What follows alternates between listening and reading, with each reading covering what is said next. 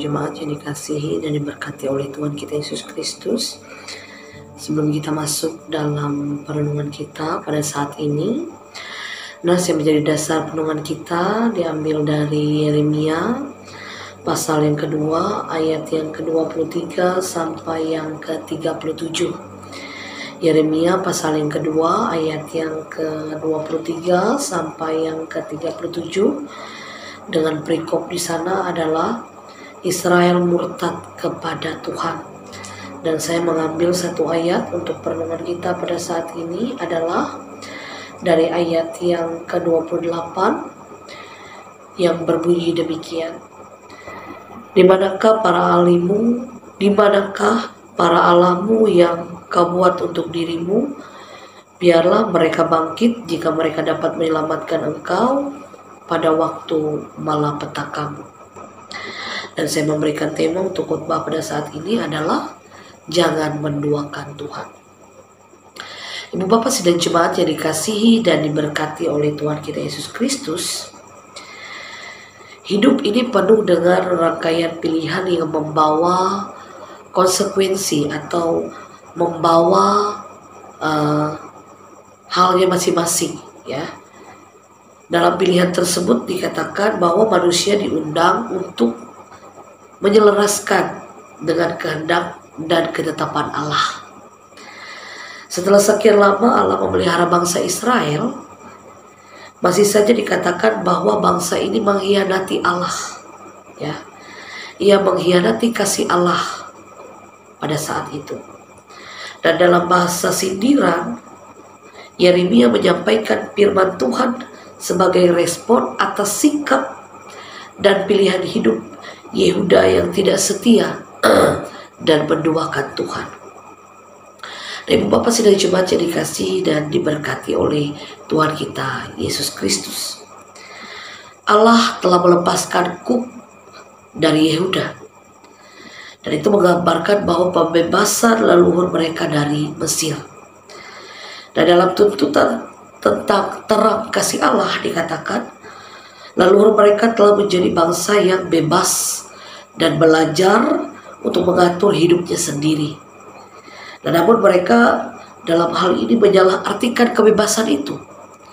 Mereka menggunakan kebebasan itu dengan semaunya mereka, tidak dengan aturan yang Allah mau di dalam kehidupan mereka. Dan dalam hal ini mereka menolak tunduk kepada Allah. Ya, mereka menolak tunduk kepada ketetapan kepada Allah, bahkan mereka berkubang dalam dosa. Dan ibu bapak sidang jemaat yang dikasihi dan diberkati oleh Tuhan kita Yesus Kristus, dalam hal ini dikatakan bahwa mereka tidak taat kepada Allah, mereka menduakan Allah dalam hal ini. Bahkan dalam hal ini Yehuda berpaling kepada ilah-ilah lain. Ya, ia menyembah benda-benda mati. Ia menduakan Tuhan pada saat itu. Dan dalam hal ini para pemuka Yehuda memposisikan benda-benda itu sebagai yang ilahi.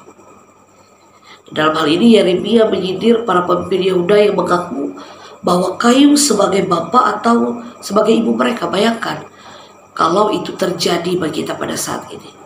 Bagaimana kita menyembah hal-hal yang tidak diinginkan oleh Allah. Itu akan membuat Allah merasa sakit hati, merasa kecewa atas sikap kita yang menduakan Dia. Ibu bapak sidang jemaat yang dikasihi dan diberkati oleh Tuhan kita Yesus Kristus. Kemudian dalam perjalanan sejarahnya, pilihan Yehuda terbukti salah. Ia sangat salah dalam hal itu. Ia menduakan Tuhan. Terbukti bahwa ilah-ilah tempat mereka berpaling pada saat itu tidak dapat menyelamatkan mereka. Yang mereka andalkan pertama tadi, yaitu kayu-kayu itu tadi yang sebagai ibu dan bapak mereka itu tidak bisa menyelamatkan mereka. Mereka harus tetap berpaling kepada Allah sebagai yang utama dalam kehidupan mereka. Nah, Allah menunjukkan bahwa ketidaksetiaan Yehuda adalah sebuah fakta dalam sejarah. Berulang kali mereka tidak setia kepada Allah, berulang kali mereka menyakiti hati Allah, berulang kali mereka menduakan hati Allah. Dan para nabi senantiasa mengingatkan Yehuda, namun teguran tersebut ditanggapi dengan tidak serius. atau tidak direspon dengan baik. Mereka mengelak menyatakan diri tidak bersalah di ayat yang ke-35. Mereka tetap menyatakan bahwa diri mereka benar, bahwa mereka tetap pada pendirian mereka. Dan terhadap segala kejahatan yang dilakukan oleh mereka, Allah menyatakan keadilannya. Setiap pilihan pasti ada konsekuensinya. Setiap apa yang dilakukan yang tidak berkenan di hati Allah akan mendapat hukuman yang setimpal. Oleh sebab itu, ibu bapak sidang jemaat yang dikasihi dan diberkati oleh Tuhan kita Yesus Kristus, teguran bagi kita pada saat ini, jalan hidup seperti apa yang dapat kita pilih? Jalan hidup seperti apa yang harus kita lakukan di tengah-tengah dunia ini? Apakah kehidupan yang senantiasa memuliakan Allah sebagai sumber kehidupan di dalam kehidupan kita pribadi lepas pribadi, atau sebaliknya? Kita tidak percaya, kita menduakan Dia untuk kembali kepada kita masing-masing sebagai pribadi yang benar-benar mengenal Tuhan. Kita tentu akan memilih bahwa Allah adalah sumber kehidupan di dalam hidup dan kehidupan kita. Tetapi kalau kita tidak memuliakan Allah, maka kita tidak akan memilih bagian itu. Kita akan memilih ilah-ilah lain. Dan ketika kita memilih hal-hal yang menyakiti hati Tuhan, maka kita akan mendapat hukuman yang setimpal pada waktunya. Jangan menduakan Tuhan dalam hidup kita. Amin. Mari kita berdoa. Tuhan, terima kasih untuk firman-Mu. Kami diajarkan untuk tetap setia kepada Allah. Kami tidak menduakan Tuhan, karena kasih Allah senantiasa Tuhan berikan secara penuh bagi kami, sehingga kami beroleh berkat kebaikan daripada Tuhan di sepanjang hidup dan kehidupan kami. Berkati kami Tuhan, agar kami tidak memilih jalan yang salah, tapi boleh mendapatkan berkat yang datang daripada Tuhan. Amin.